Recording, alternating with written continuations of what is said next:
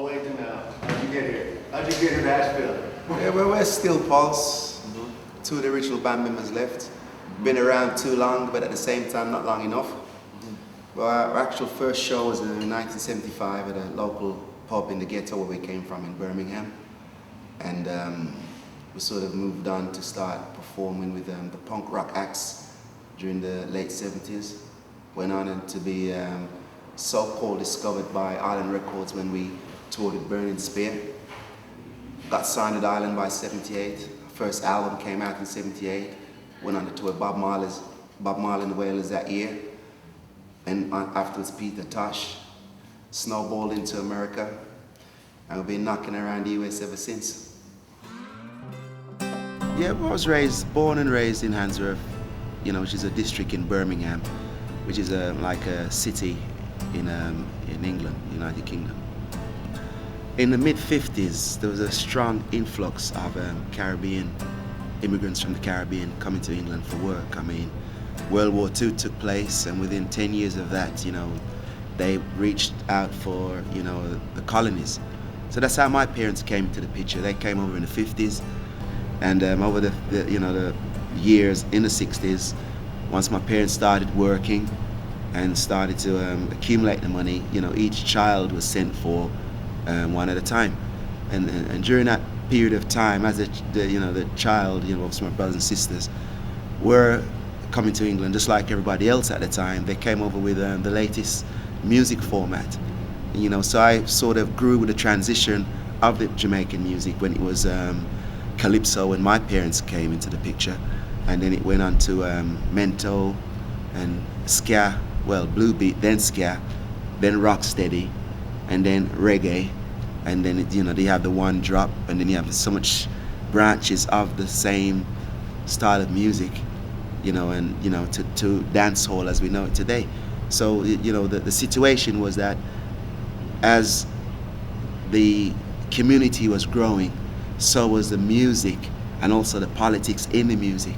So we were also informed of what was going on politically in Jamaica because of the musical, lyrical content. One of the original founders, was Basil Gabardon, who actually taught myself to play guitar and taught the original bass player, Ronnie McQueen, to play guitar also. And then it was his brother on drums, Colin, and so on keyboards, and that's how we started out, with very crude instruments to begin with. Colin was there with cardboard boxes and saucepans as making that metal sound, and that's how we started out doing that. And the melodica. Yeah. We all went to the same school, or we were all hung out in the same neighborhood, from an early age, so we were already familiar with each other.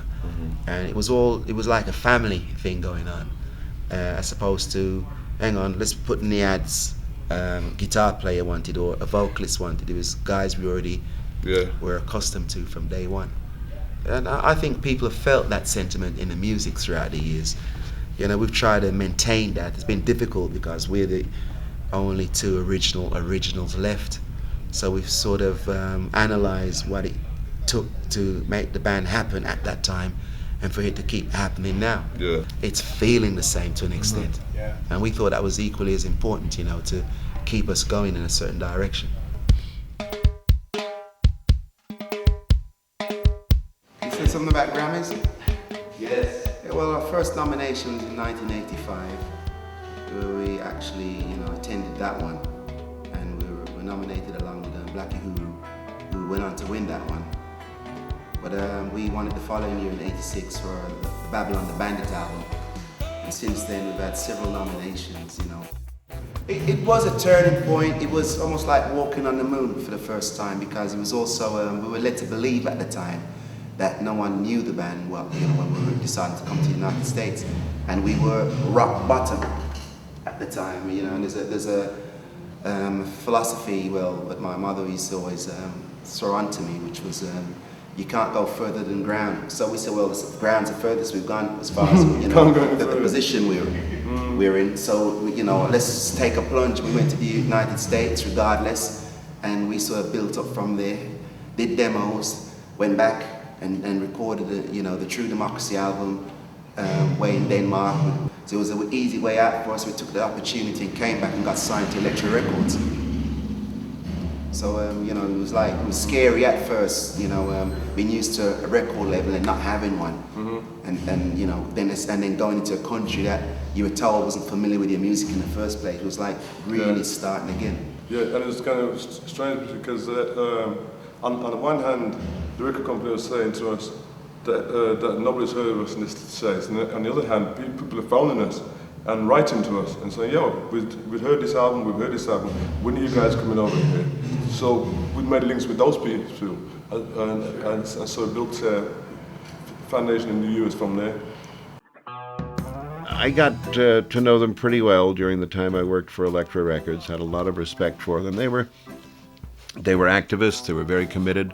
They did a lot of work with Rock Against Racism in the late 70s in England.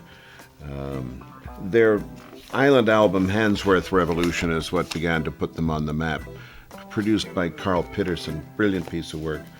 And then Ku Klux Klan, and this was one of the things they did in their live shows that blew people away. I saw them at Sunsplash 81 in Montego Bay, and the keyboardist jumps up in the middle of a song on stage, completely cloaked from head to toe in a Grand Dragon kind of outfit from the Ku Klux Klan with that high pointy hat, and everyone in the park in Montego Bay just shrieked when they saw him.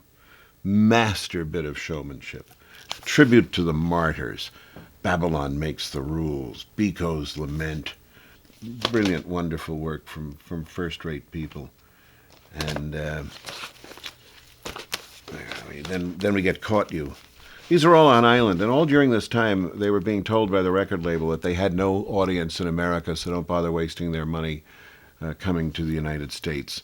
Well, they came to America and discovered that, yes, in fact, they did have an audience, and decided to leave Island Records. They ended up in America on Elektra, and I was drafted into Elektra Records with no record company background whatsoever to do the national promotion on True Democracy. Every cut is classic. Probably the greatest album of their whole career. In regards to our career, there were slump periods.